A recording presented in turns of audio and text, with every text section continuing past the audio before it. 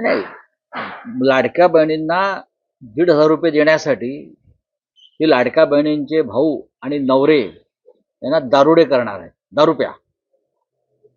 1,500 रुपयासाठी संपूर्ण महाराष्ट्रात दारुडा करण्याचं त्यांचं जर योजना असेल तर ती अत्यंत गंभीर आहे. दारूचं दुकानं वाढवणार, त्यानंतर मी ऐकलं की ड्राय डे कमी करणार. जे काही दिवस हॉटेलमधून रेस्टॉरंटमधून दारू विक्रीवरती बंदी असते तर ती बंदी कमी करतायत. त्यानंतर शॉप्स आणि मॉलमधून सुद्धा दारू विक्री करण्यासंदर्भात काही प्रपोजल आलेला आहे किंवा घरपोच दारू काही राज्यात आहे.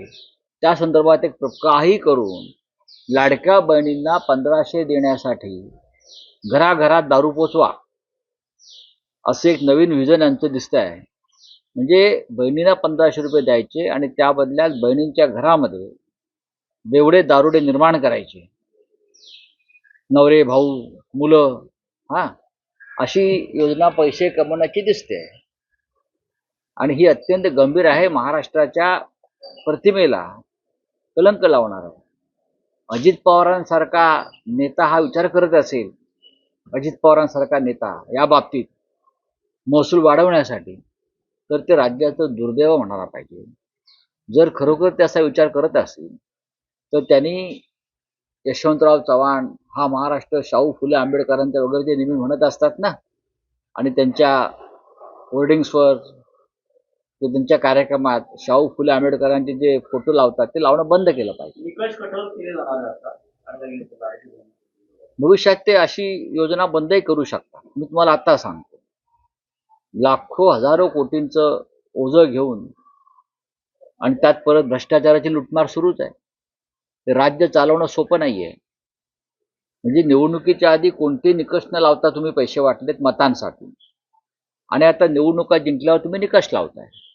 आणि त्यात दारू दुकानांचे परवाने वाढवणं हा अत्यंत गंभीर मुद्दा आहे. लाडक्या बहिणींना 1,500 रुपये देण्यासाठी हे